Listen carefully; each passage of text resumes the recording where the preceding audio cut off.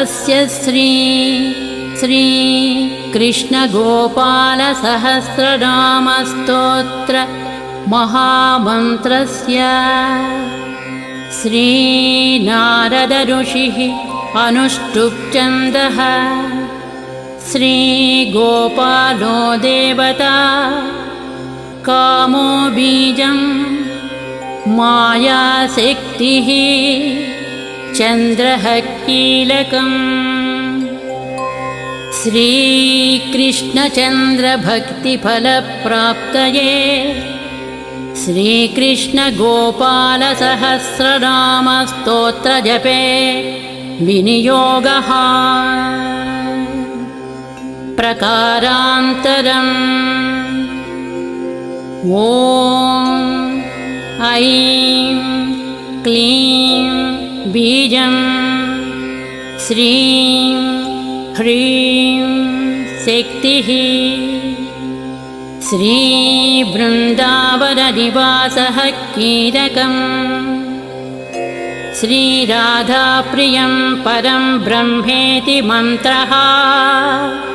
धर्मादिचतुर्विध पुरुषार्थसिद्ध्यर्थे जपे विनियोगः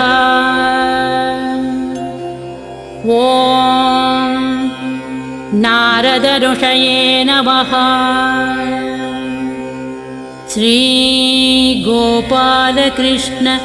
देवतायै नमः ध्यानम् कस्तूरीतिलकं ललाटफलके वक्षस्थले कौस्तुभं नासाग्रे वरमौक्तिकं करतले वेणुं करे कङ्कणं सर्वाङ्गे हरिचन्दनं च कलया कण्ठे च मुक्तावलिम् गोपस्त्री परिवेष्टितो विजयते गोपाल चूडामणिः ॐ श्रीगोपालो महीपालो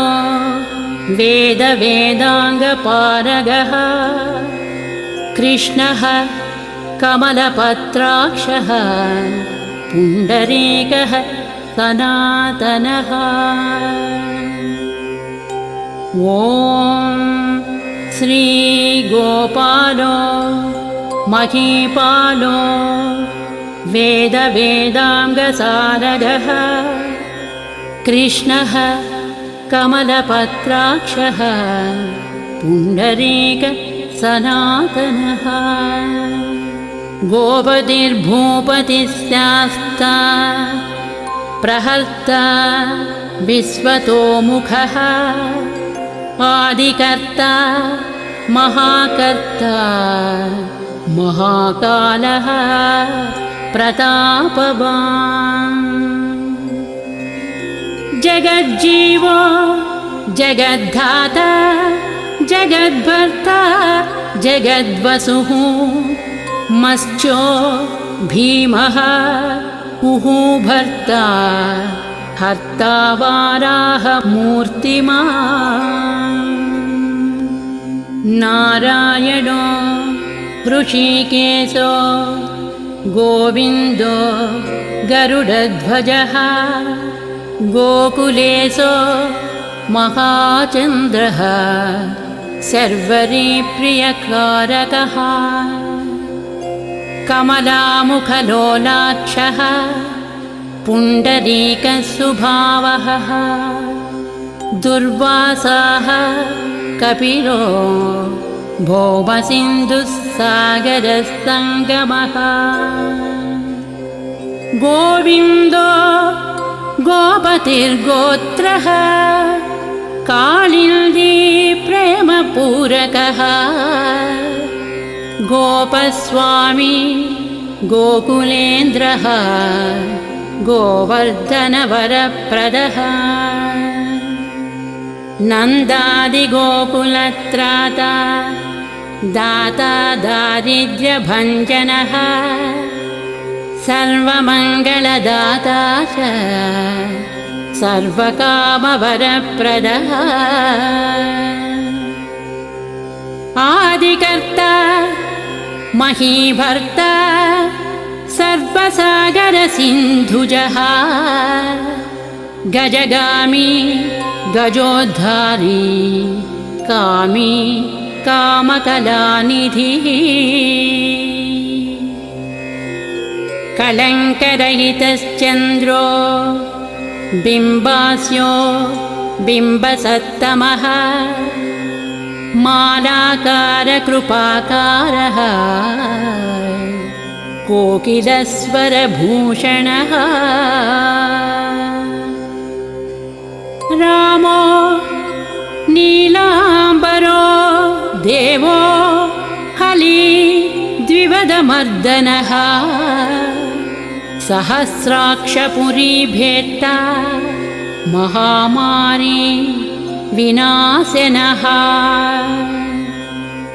शिवः शिवतमोभ्येत्ता बलारातिप्रपूजकः कुमारी वरदायी च वरेण्यो मीनकेतनः नरो नारायणो धीरो धरावतिरुदारधीः श्रीपतिः श्रीनिधिः श्रीमान् मापतिः प्रतिराजः बृन्दापतिः कुलं ग्रामी धाम ब्रह्म सनातनः रेवतीरमणो रामः प्रियश्चञ्चललोचनः रामायणशरीरश्च रामो रामः श्रियः पतिः सर्वरः सर्वरी सर्वः सर्वत्र शुभदायकः राधा राधयिता राधी राधा चित्तप्रमोदकः राधारतिसुखोपेतो राधामोहनतत्परः राधावशीकरो राधाहृदयाम्बोजषट्पदः राधालिङ्गनसम्मोदो राधानर्तनकौतुकः राधा सङ्गातसम्प्रीति राधा कामफलप्रदः बृन्दापतिः कोकनिधिः कोकशोकविनाशनः चन्द्रापतिः चन्द्रपतिः चण्डकोदण्डभञ्जनः रामो दाशरथी रामो भृगुवंशसमुद्भवः रामो दाशरथी रामो भृगुवंशसमुद्भवः आत्मा रामो जितक्रोधो मोहो मोकान्धभञ्जनः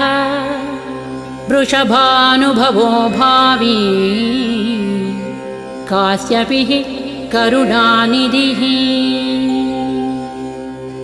कोलाहलो हलो हाली हली हलधरप्रियः राधामुखाब्जमार्ताण्डो भास्करो रविजो विधुः विधिर्विधाता वरुणो वारुणो वारुणीप्रियः रोहिणी हृदयानन्दी वसुदेवात्मजो बलिः नीलाम्बरो रौहिणेयो जरासन्धवधोमलः नागो जवाम्भो विरुदो वीरः वरदो बली गोपदो विजयी विद्वान् सिपिविष्टः सनातनः परशुरामवचोग्राही वरग्राही शृगालः धमघोषोपदेष्टा च रथग्राही सुदर्शनः वीरपत्नी यशस्त्राता जराव्याधि विघातकः द्वारकावास तत्त्वज्ञो हुतासनवरप्रदः यमुनावेगसंहारी नीलाम्बरधरः प्रभुः विभुः सरासरो धन्वी गणेशो गणनायकः लक्ष्मणो लक्षणो लक्षो रक्षो वंशविनाशकः वामनो वामनीभूतो वमनो वमनारुहः यशोदानन्दनः कर्ता यमलार्जुनमुक्तिदः उलूखली महामानो दामबद्धा त्वयि शमी भक्तानुकारी भगवान् केशवः अचलधारकः केशिः मधुः मोही वृषासुरविघातकः अघासुरविघाती च पूतना मोक्षदायकः कुब्जा विनोदी भगवान् कंसमृत्युर्महामुखी अश्वमेधो वाजपेयो गोमेधो नरमेधवान् कन्दर्पकोटिलावण्यः चन्द्रकोटिसुशीतलः रविकोटिप्रतीकासो वायुकोटिमहाबलः ब्रह्मा ब्रह्माण्डकर्ता च कमलावाञ्छितप्रदः कमली कमलाक्षश्च कमलामुखलोलुपः कमलाव्रतधारी च कमलाभः पुरन्दरः सौभाग्याधिकचित्तश्च महामायी मदोत्कटः ताटकारी सुरत्राता मारीचक्षोभकारकः विश्वामित्रप्रियो दान्तो रामो राजीवलोचनः लङ्काधिपकुलध्वंसी विभीषणवरप्रदः सीतानन्दकरो रामो वीरो वारिधिबन्धनः खरदूषणसंहारी साकेतपुरवासवान् चन्द्रावलिपतिः कूलः केशिकंसवधोवरः माधवो मधुः माध्वी माध्विको माधवी विभुः मुञ्जाटवीगाहमानो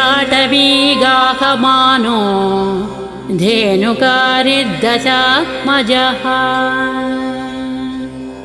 वंशी वटविहारी च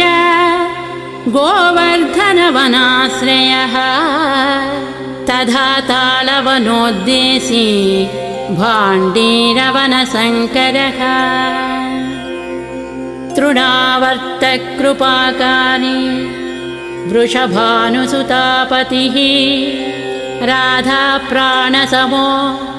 राधावदनाब्जमधुकटः गोपीरञ्जनदैवज्ञो लीलाकमलपूजितः क्रीडा कमलसन्दोः गोपिका प्रीतिरञ्जनः रञ्जको रञ्जनो रङ्गो रञ्जी रञ्जमहीरुहः कामः कामारिभक्तश्च पुराणपुरुषः कविः नारदो देवलो भीमो बालो बालामुखाम्बुजः अम्बुजो ब्रह्मसाक्षी च योगी दत्तवरो मुनिः वृषभः पर्वतो ग्रामो नदीपवनवल्लभः पद्मनाभः सुरज्येष्ठो ब्रह्मरुद्रो हि भूषितः गणानां त्राणकर्ता च गणेशो ग्रहिणो ग्रही गणाश्रयो गणाध्यक्षो क्रोडीकृतजगत्त्रयः यादवेन्द्रो द्वारकेन्द्रो मधुरावल्लभोधुरी भ्रमरः कुन्तली कुन्ती सुतरक्षी महामनाः यमुना वरदाता च काश्यपस्य वरप्रदः शङ्खचूडवदोद्धामो गोपीरक्षणतत्परः पाञ्चजन्यकरो रामी त्रिरामी वनजोजयः फाल्गुनः फल्गुनसखो विराधवदकारकः रुक्मिणी प्राणनाथश्च सत्यभामा प्रियङ्करः कल्पवृक्षो महावृक्षो दानवृक्षो महाफलः अंकुशो भूसुरो भावो भामको भ्रामको हरिः सरलस्याश्वतो वीरो यदुवंशशिवात्मकः प्रद्युम्नो बलकर्ता च प्रहर्ता दैत्यः प्रभुः महाधनो महावीरो वनमाला विभूषणः तुलसीदामसो भाड्यो जालधरविनाशनः सूरः सूर्यो मृकुण्डुश्च भास्वरो विश्वपूजितः रविस्तमोः वह्निश्च बाडबो बडबानलः दैत्यदर्पविनाशी च गरुडो गरुडाग्रजः गोपीनाथो महीनाथो बृन्दानाथो वरोधकः प्रपञ्ची पञ्चरूपश्च लतागुल्मश्च गोमतिः गङ्गा च यमुनारूपो गोदा वेत्रवती तथा कावेरी नर्मदा तापी गण्डकी सरयूरजः राजसस्तामसः सत्त्वी सर्वाङ्गी सर्वलोचनः सुधामयो अमृतमयो योगिनां वल्लभः शिवः बुद्धो बुद्धिमतां श्रेष्ठो विष्णुर्विष्णुः शचीपतिः वंशी वंशधरो लोपो विलोपो मोहनाशनः रवरावो रवो रामो वलो वालो वलाहकः शिवो रुद्रो नलो नीलो लाञ्चली लाञ्चलाश्रयः पारदः पावनो हंसो हंसारूढो जगत्पतिः मोहनी मोहनो मायी महामायो महासुखी वृषो वृषाकपिः कालः कालीदमनकारकः कुब्जा भाग्यप्रदो वीरो रजकक्षयकारकः कोमलो वारुणी राजा जलजो जलधारकः हारकः सर्वपापघ्नः परमेष्ठी पितामहः खड्गधारी कृपाकारी राधारमणसुन्दरः द्वादशारण्यसंभोगी शेषनागफलालयः कामस्यामः सुखश्रीदः श्रीपतिः श्रीनिधिः कृतिः हरिर्हरो नरो नारो नरोत्तमयिषुप्रियः गोपालचित्तहर्ता च कर्ता संसारतारकः आदिदेवो महादेवो गौरी गुरुरनाश्रयः साधुर्मधुर्विधुर्धाता त्राता क्रूरपरायणः रोलम्बीचः यग्रीवो वानरारिर्वनाश्रयः वनं वदी वनाध्यक्षो महावल्यो महामुनिः स्यमन्तकवणिप्राज्ञः विघ्नो विघ्नविघातकः गोवर्धनो वर्धनीयो वर्धनी वर्धनप्रियः वार्धन्यो वर्धनो वर्धी वर्धिष्णुस्तु सुखप्रियः वर्धितो वर्धको वृद्धो बृन्दारकजनप्रियः गोपालरमणी भर्ता साम्बकुष्ठविनाशनः रुक्मिणीकरणप्रेमा प्रेमी चन्द्रावलीपतिः श्रीकर्ता विश्वभर्ता च नारायणनरो बली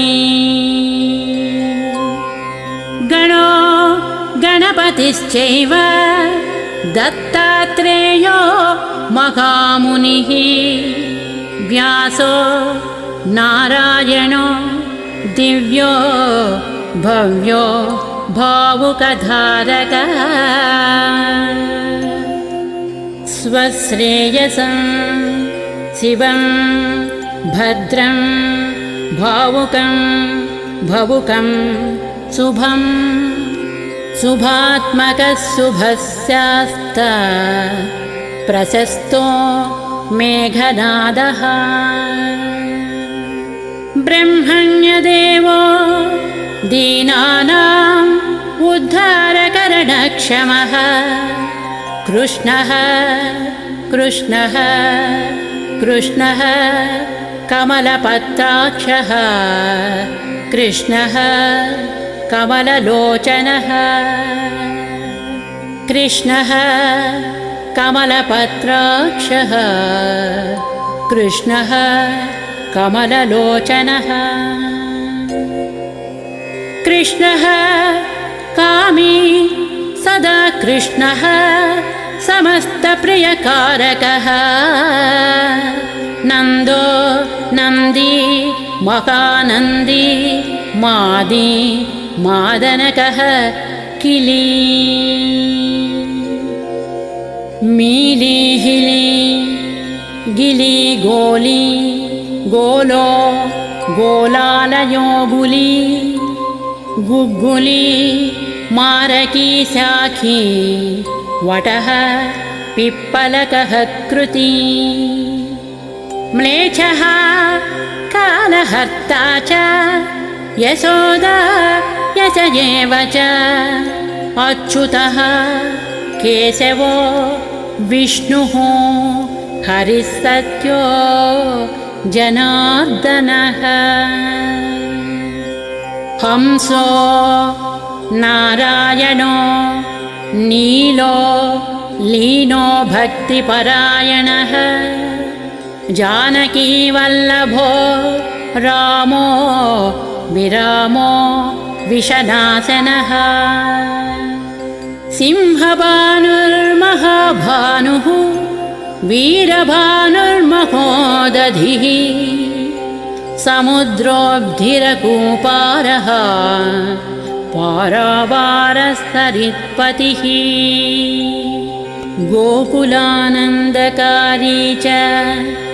प्रतिज्ञापरिपालकः सदा रामः कृपारामो महारामो धनुर्धरः पर्वतः पर्वताकारो गयो गेयो द्विजप्रियः कमलास्वतरो रामो रामायणप्रवर्तकः द्वौर्द्विवो दिवसो दिव्यो भव्यो भागी भयावहः पार्वती भाग्यसहितो भर्ता लक्ष्मी सहायवान् विलासी साहसी सर्वी गर्वी गर्वितलोचनः सुरारिन् लोकधर्मज्ञो जीवनो जीवनान्तकः यमो यमारीर्यमनो यमी यमविघातकः वंसुली पांसुली पांसुः पाण्डुरर्जुनवल्लभः ललिता चन्द्रिका माला माली मालाम्बुजाश्रयः अम्बुजाक्षो महायक्षो दक्षश्चिन्तामणिप्रभुः मणिर्दिनमणिश्चैव केदारो बदरीश्रयः बदरीवनसम्प्रीतो व्यासः सत्यवतीसुतः अमरारिनिहन्ता च सुधासिन्धुविधूदयः चन्द्रो रविः